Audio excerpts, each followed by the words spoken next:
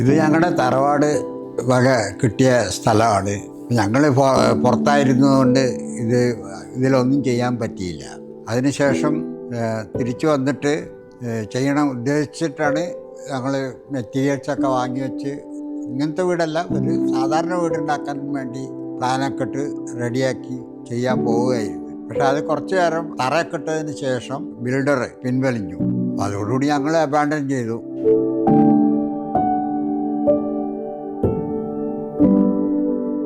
ഇതെൻ്റെ ഗ്രാൻഡ് ഫാദറിൻ്റെ ബ്രദറിൻ്റെ വീടാണ്. സോ ഇത് അവരുടെ ഒരു ആൻസസ്റ്റർ ഹോം, അതായത് തറവാട് എന്നൊരു കൺസെപ്റ്റിലാണ് ഇത് അവരുടെ പ്രൊജക്റ്റായിട്ട് വന്നിട്ടുള്ളത്.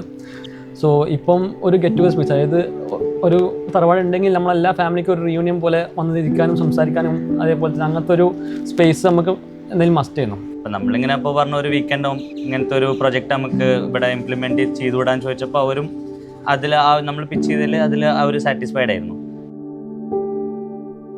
അപ്പോൾ അവരുടെ ആകെ ഒരു റിക്വയർമെൻറ്റ് എന്താ വെച്ച് കഴിഞ്ഞാൽ ഫൗണ്ടേഷൻ അധികം പൊളിക്കാണ്ട് അതിൻ്റെ ഉള്ളിൽ തന്നെ മാക്സിമം നമുക്ക് എങ്ങനെയാണ് ഡിസൈൻ ചേഞ്ചസ് വരുത്തുക, അതായത് എങ്ങനെയാണ് നമുക്ക് അപ്രോച്ച് ചെയ്യാൻ പറ്റുക എന്നുള്ള രീതിക്കാണ് അവർ ആകെ ഒരു കൺസേൺ എന്നുള്ള രീതിക്ക് പറഞ്ഞിട്ടുള്ളത്.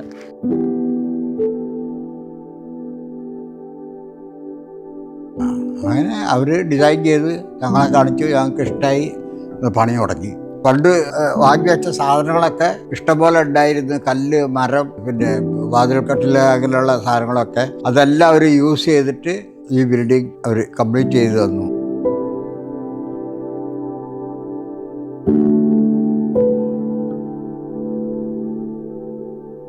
ബേസിക്കലി നമ്മുടെ ഒരു സൈഡിൽ നിന്ന് നമ്മൾ നോക്കിയത് എന്താ വെച്ച് കഴിഞ്ഞാൽ നമ്മുടെ സ്പേസസ് ഭയങ്കര ഫങ്ഷണൽ ആയിരിക്കണം. അതായത് ഇവർ കുറച്ചൊരു എൽഡർ ക്ലയൻ്റ് ആയതുകൊണ്ട് അവർക്ക് എല്ലാതും ഈസിലി ആക്സസിബിൾ ആയിട്ടുള്ളൊരു പ്ലാൻ ആയിരിക്കണം. നമുക്ക് നല്ലൊരു ഇതുണ്ടായിരുന്നു. ഒരു റൂമിൽ നിന്ന് വേറെ റൂമിലോട്ടേക്ക് പോവുകയാണെന്നുണ്ടെങ്കിൽ അവർ കുറച്ച് എഫേർട്ട്ലെസ് ആയിട്ട്, അതായത് ഒരു അത്ര വാക്കിംഗ് ഡിസ്റ്റൻസ് ഇല്ലാത്ത രീതിക്ക് എങ്ങനെയാണ് നമ്മൾ ചെയ്യാന്നുള്ള രീതിക്കാണ് നമ്മളിത് പ്ലാൻ ചെയ്തിട്ടുള്ളത്. നമ്മൾ ഡിസൈനിങ്ങിലും നല്ലോണം വിസിബിലിറ്റി കൊടുത്തിട്ടുണ്ട്. അതായത് ഒരു കോർണറിൽ നിന്ന് മറ്റേ കോർണറിലോട്ട് നമുക്ക് സീത്രോ ആയിട്ട് കാണാൻ പറ്റും. അതായത് യാതൊരു ഒബ്സ്റ്റക്കിൾസോ വോൾസോ ഒന്നും ഇല്ലാണ്ട് നല്ലൊരു ഓപ്പൺ പ്ലാൻ അല്ലെങ്കിൽ ഓപ്പൺ ഡിസൈൻ ആയിട്ടാണ് ഇത് കൊടുക്കുന്നത്. എന്തുകൊണ്ട് വെച്ചാൽ ഈ പറഞ്ഞ പോലെ, അതായത് ഇവരൊരു വെക്കേഷൻ അല്ലെങ്കിൽ വീക്കെൻഡ് എന്ന രീതിയിലാണ് ഇവിടെ വരുന്നത്. ലൈക്ക് ഒന്ന് ബിസി ലൈഫിൽ നിന്ന് മാറിയിട്ട് ഒന്ന് ഒരു എൻജോയ്മെൻറ്റ് അല്ലെങ്കിൽ ഒരു ലൈഫ്, പീസ്ഫുൾ ലൈഫ് എൻജോയ്മെൻറ്റ് വരുന്നതുകൊണ്ട് എന്ത് ചെയ്യുക വെച്ചാൽ കുറച്ചും കൂടി ഓപ്പൺ പ്ലാൻ കൊടുക്കുന്ന സമയത്ത് അവർക്ക് അത് എന്ത് ചെയ്യുക, കുറച്ചും എൻജോയ് ചെയ്യാൻ പറ്റും. അപ്പോൾ ആ ഒരു കൺസെപ്റ്റിലാണ് ഇതിൻ്റെ ഡിസൈനിങ്ങും പ്ലാനിങ്ങും ഒക്കെ നമ്മൾ ചെയ്തിട്ടുള്ളത്.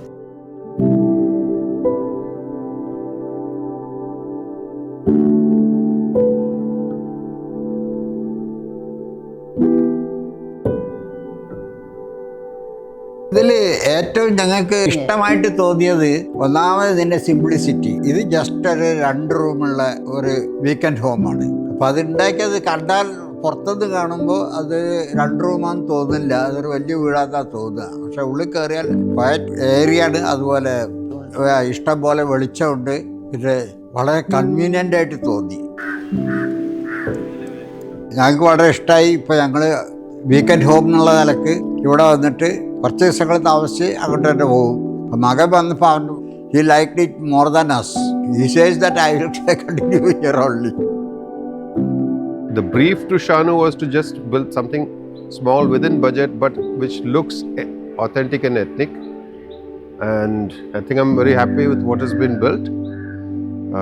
The look of the house, the overall design, the layout, the lighting, and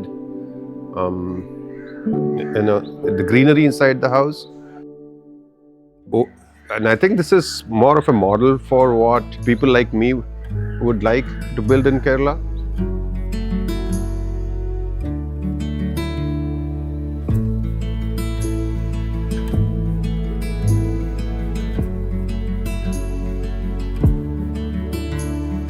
ഞങ്ങളാണ് കുടുംബത്തിലെ ഏറ്റവും വലിയ ആൾക്കാർ.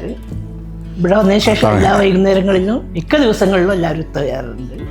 എല്ലാവർക്കും ഒരു മീറ്റിംഗ് പോയിന്റാണ്. അപ്പോൾ ഞങ്ങൾ വരുമ്പോൾ ഇവിടെ എല്ലാവരും വൈകുന്നേരം ആയാൽ ഇവിടെ തന്നെ വന്ന് ഞങ്ങളെല്ലാവരും കൂടിയിരുന്ന് 1-2 മണിക്കൂർ വൈകുന്നേരങ്ങളിൽ ചിലവഴിക്കുന്നുണ്ട്. വരുന്നവർക്കൊക്കെ വീട് ഭയങ്കര ഇഷ്ടമാണ്. സിമ്പിളായിട്ടുള്ള സ്പേഷ്യസ് ആയിട്ടുള്ള വീടാണ്. എല്ലാവരും ഹാപ്പിയാണ് ഞങ്ങളിവിടെ വന്നതിന് ശേഷം.